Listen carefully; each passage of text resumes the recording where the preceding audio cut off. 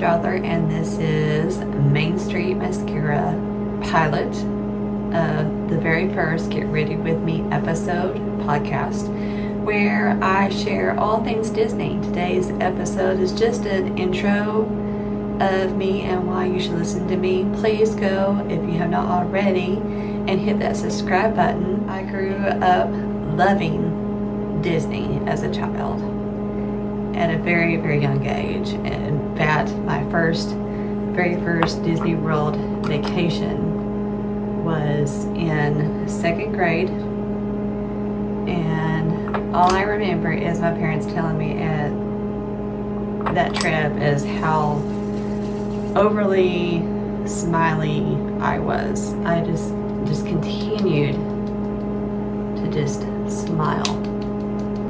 I'm a Disney nut, I'm a Disney nerd, and I am not afraid to say it. So, since we're talking about history of me, let's talk about history of Disney. So people out there, if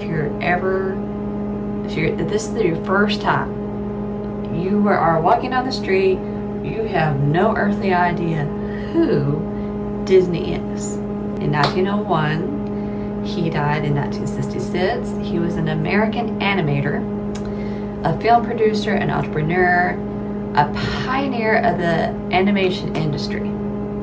He co-founded what is now the Walt Disney Company with his brother Roy in 1923. He revolutionized entertainment by creating Mickey Mouse in 1928. 1928 was the very first Mickey Mouse, so it was Steamboat Willie. That was the very first cartoon with Mickey introduced. It was a black and white cartoon film. And after that, he launched the Disney parks. In fact, I will go into more about how he came up with the lands. But first, I want to talk about what he produced as an animator. He first produced the cartoon, which was Steamboat Willie in 1928, and a first fully animated film, Snow White, in 1937. During his life, he won 22 Academy Awards. Can you imagine? A record for any individual. He opened the original Disneyland in Anaheim, California in 1955, and personally laid the groundwork for Walt Disney World near Orlando, Florida. So let's go back, jump back a little bit. Historical figure. He liked to take his children to the parks every day to let them play. You know, one day he just got to thinking, he said, wouldn't it be fun to have a family place, an opportunity for families to get together all the time to come and go to a family themed park.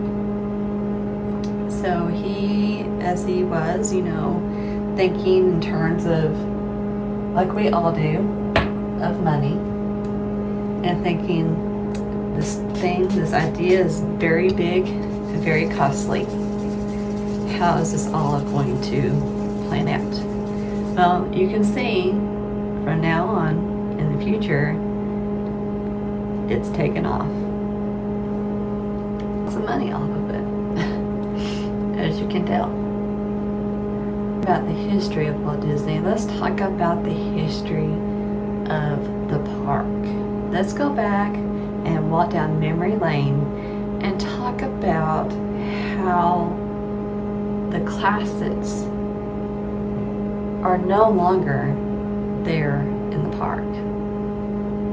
So if everybody remembers Magic Kingdom is probably one of my favorite parts. It's not my ultimate favorite. My favorite is Epcot, but we'll get into that later. Down the road, on the street again, if you're still lost and you have never heard of Disney World at all, Disney World is in Orlando, Florida. It was the second park that he opened. So this park took up a lot of acres of swampland, and he built over 4 different parks. So you have your Magic Kingdom, you have your Epcot, you have your Disney Studios, and then you have your Animal Kingdom and Disney Springs, which came in later. But anywho, get off subject of that. Magic Kingdom. Okay, Magic Kingdom has several different lands. It has Adventureland, Frontierland, Fantasyland, Liberty Square, and Tomorrowland. Did I say Tomorrowland? We used to have this ride called Extraterrestrial Alien Encounter. It was opened in 1995 and it closed in 2003. It was a famously intense, scary sci-fi. And what would happen is this: you were sitting in a circular theater. This thing in the center was a tube. And I can remember when I went in second grade riding this ride. Can you imagine a second grader such as myself doing this ride at such a young age? Well, nothing scared me. I did it. Darkness. We were in those how you ride roller coasters. You were in a light, just all of a sudden had smoke coming out in the center. And I was going, what's happening? What's going on? What's going to happen next? So, you know, Disney wasn't all about being scary. It was a very different kind of alien, not what you would think. Anyway, this thing would, in the dark, circle around, and you had speakers on the side of your seat where it would breathe on you on each side. Or it would spit on you, or it would sneeze on you, and it had little filters of water to make you feel like you really had an alien. I guess you could say the alien was like Alien, the movie, because I was in the dark with my parents on each side, or maybe my mom was here and my dad was over there. But we were sitting in the middle row, front, back, middle row. And I was just like, okay, I'm doing this. I can get through this. It's not going to be scary. Just keep telling myself that. Go in your ears and filtering on the water, making you think an alien was attacking you. I mean, can you imagine any person, any child at a young age doing that kind of ride? Parents forcing their children to ride this ride, which isn't really a ride, it's just a theater type situation, but still, an alien feeling attacking you. I can't believe I actually did that. Moving on to what happened next after that, when they replaced that because they felt like it was too scary for children, they decided to do Stitch, and Stitch made a grand entrance into that building. And instead of the alien, it was Stitch that was stereos, breathing, and I can remember make you feel like he was, bouncing. And it was still in the dark, and he would breathe on you, and then he would burp, and there would be this smell. It would just be more of a family fun-filled ride rather than scary and terrified ride, and it was more family friendly. So stepping out of that area for just a bit, we're going to come back to it later in this podcast, but stepping into Epcot, which is my very most favorite park ever. I just like going in and doing Spaceship Earth and going across the countries and around and shopping and just getting to see that little taste of what it would be like to step inside those countries.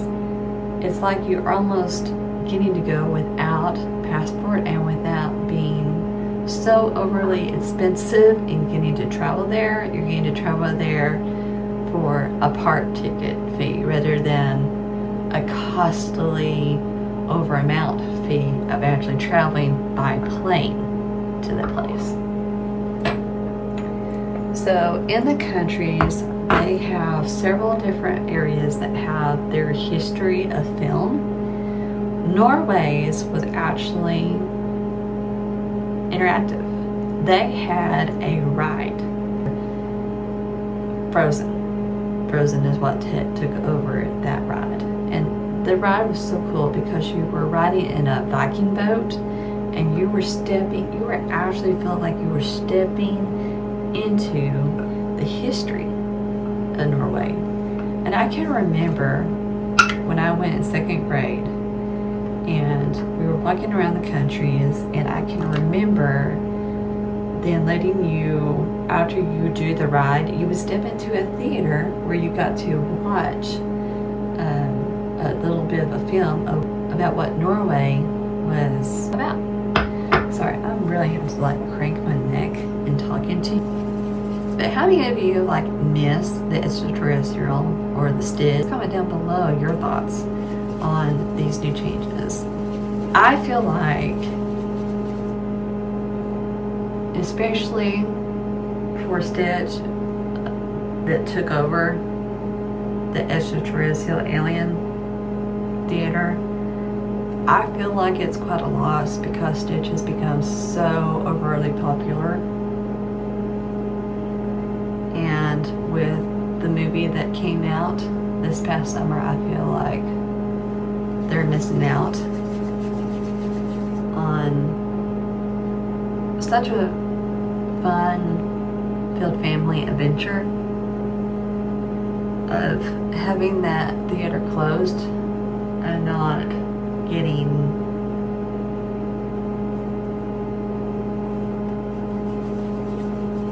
not letting that theater be something, because I feel like it's such a wasted space. I feel like something needs to be there because it's been closed for several years. And I feel like with Frozen, don't get me wrong, I love Frozen, I love the songs, but is the ride really actually worth it? Of learning something that you take away and take home to tell people about? Or do you ride Frozen and get those songs stuck in your head nearly all day long and you just go, oh my gosh, will they ever get out of my head? I mean, don't get me wrong, I love Frozen. I absolutely love it. I think it's such a cute film, but really and truthfully, I think Disney's missing out on a historical touch that they had at one time. So moving on to Disney Studios. How many of you are upset about the Great Movie Ride? If you have never heard of these rides before and this is your first time to ever hear about Disney, these were classic rides that have been changed and altered to something new and something better. And some of us old Disney fans, nerds, feel as if these are sentimental. They hold sentimental childhood memories. You know, you take away when you're little, you take that back home, and you have that engrossed into your brain and that memory of you riding that ride for the very first time. You're very sentimental about it. And I'm very sentimental about some of these rides and the changes that they have made changes of it. I just felt like, you know, for people that have kids and they bring them back to Disney for what they got to go through and what they got to see and what they got to ride, I just feel like, are they not seriously upset about these changes? I mean, is this something that they wanted their kids? Memorable feeling of riding those? And I'm a very sentimental person, so the Great Movie Ride was very sad and hard to let go. And I remember the interactive, the actors and actresses, workers of that ride, and how they made it feel so real. And it was a ride that took you through classic Hollywood moments from Casablanca to Ilion. And it was replaced by Mickey and Minnie's Runaway Railway. How many of you like that ride? Please raise your hand out there if you like that ride. If you do, I am not judgmental of you at all. We all have our likes and dislikes, but I feel like it's a cartoon. This is studios. This is about movie making. And the Great Movie Ride was about movie making. This is about making cartoons. And I feel like they missed a step in not putting it in Toontown. Kind of like they did in Disneyland. They put it in Toontown where it needs to go. Correct me if I'm wrong. Does anybody agree? Raise your hand or leave a comment down below what you think. I would love to know your thoughts about this. But I just feel like it needs to go somewhere else. It has a place, just not in the studios. This is movie making because they had the Indiana Jones ride. And just, okay, we're gonna get to it just a little bit later. Just something else. I just remembered that I need to add to my notes. But talking about that, moving on to going back to Tomorrowland, they are recently going to refurbish the Carousel Progress. The last day was yesterday, which was July 6th. Get a load of this, as my nanny used to say. This is going to be a multi-month mechanical update. They are going to instead go through the 1900s, the 1920s, 1940 eras, and those are permanently going to be replaced by new decades. So when you go into the Carousel Progress, let's talk about the old original. It's a circular moving theater that you are rotating in your seat. You're sitting in a seat in a theater or rotating in a circular, like a carousel. That's why it's called Carousel Progress. So in the beginning, they open the curtains and it says the Carousel Progress in the center. And this narrative talks about how it was the World's Fair ride and how it all became historically built. And then it rotates. And it rotates to these different types of rooms through different eras. It's so incredibly cute. It's adorable. I feel like they are doing the wrong in changing this because of the sweet little lead character narrator of the ride and how he goes through these different eras and then showing the future of how he had his family all together in the living room and how the oven just overheats because it keeps telling it to raise the temperature, and then they ruin the turkey and then they have to get pizza, and grandma's sitting on the stair. She has her game on, which is kind of like the and then they have,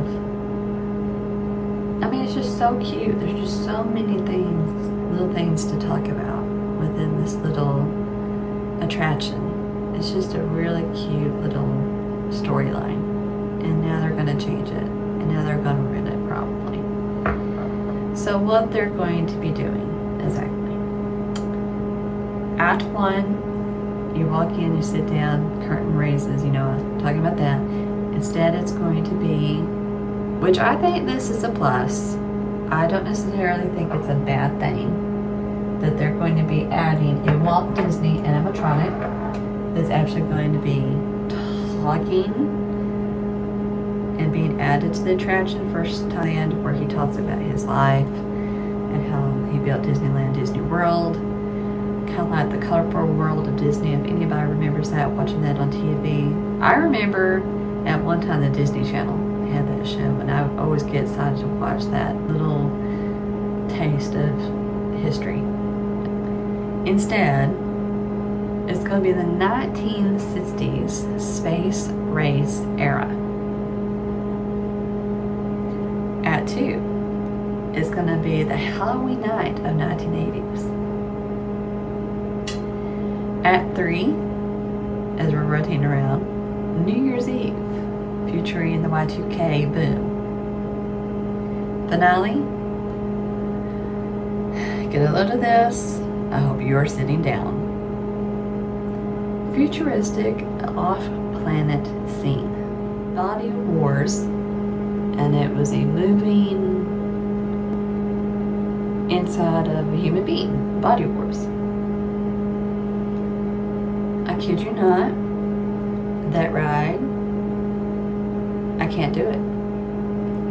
I got motion sickness. It bothered me to no end. The Wonders of Life Pavilion, which was originally created in, I don't know when. I'll have to go back and see when it was created. I should have done a little bit more researching in history of this area of Epcot, but it was officially announced at the D23, where they make announcements for all the new upcoming material, movies, rides, restaurants, just anything new and upcoming for a Disney company. And that's something that I've always wanted to attend to as well. The conference. But in the 2019 D23 conference, they had talked about they were going to refurbish this into what was going to be called Play Pavilion. By offering family-friendly, character-driven activities, planned futures included of an interactive game hosted by Zootopia, Judy Hobbs and Nick Wild, and an animation academy, an experience where you can draw led by in the mode for The Incredibles, and an interactive media digital water balloon fight with an indoor arcade. I read and researched that the reason this all kind of stopped in mid-thinking was because of the pandemic. Anything, it just takes a lot of money to. In itself is a lot of changes made through history and our timing, and there's a lot more coming. In fact, let me kind of go into what's coming up next for the theme parks at Disney World. So the refurbishment of the Carousel Progress is firsthand what I know of. In studios, the area of where they had the Jim Henson, the Muppet movie 3D, that is now closed and demolished for forever. Roller coaster ride of when the scene of the going down in the doors, in the movie The Monsters Inc., where Sully and Mike Wazowski and Boo are riding on the doors to get back to her door to take her home. That's what's going to be happening soon. There's going to be, I just heard about this, they're going to be opening a restaurant that's going to be called after the sushi place that they have Mike and the lady Munster. For me to be such a Disney person, I am doing a terrible job of remembering everything. I apologize. There's just so much. You're talking about going to school again. There is so much information and your brain just gets clogged with all this different new information that's coming out for Disney, and I just can't retain it all. There's just so much.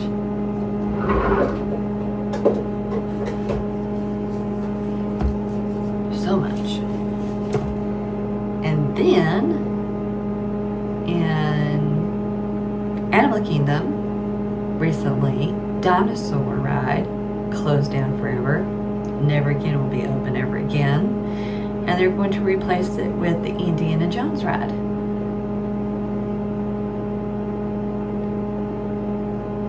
Come again? Why are they putting the Indiana Jones ride when they have the Indiana Jones theater in Disney Studios? Why can't we close that down and put the ride there and leave Dinosaur open. Because Dinosaur is like Animal Kingdom. Does anybody agree with me? Please tell me if I am ultra crazy and out of my mind, but it just makes sense to me. It just makes sense. Park is no longer going to be available at all. They're going to replace it with Zootopia and Encanto.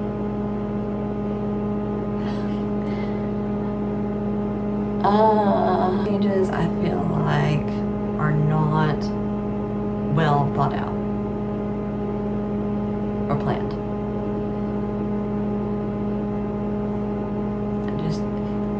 And this is a great openly up discussion. What do y'all think? Tell me what you think. That's a lot of information of Disney for one podcast, and the podcast is 42 minutes and 9 seconds long. So, what else is there to talk about? I talked about the Monsters Inc. I talked about the Indiana Jones ride.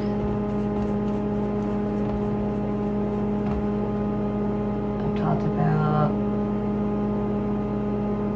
kind of add to this discussion is in Epcot on the Frozen ride, they had closed it down for just a little bit, and they added a more animatronic screen to face, like in Hong Kong Disneyland, where it's actually a moving face. Also, unfortunately, I've never been on a Disney cruise, so I can't really go into Disney cruise stuff. If this takes off, this podcast, I would like to collaborate with some of my Disney traveler people so that they can kind of go into their first at hand going on a Disney cruise, because I would like, to ask them questions and to collaborate with them. I just watch people for vlogs about Disney cruises and learn from them, so I can tell y'all. But I will also do a shout out to people that I follow for Disney information. Adam Hatton, Kyle Paulo, Madison Pratt, Brianna Woodbine. So shout out to y'all. Y'all do awesome giving all this kind of information that I can share with my people on my podcast. And Lou Mangello is a podcaster too. I follow him when I can, and he's great at giving out information as well.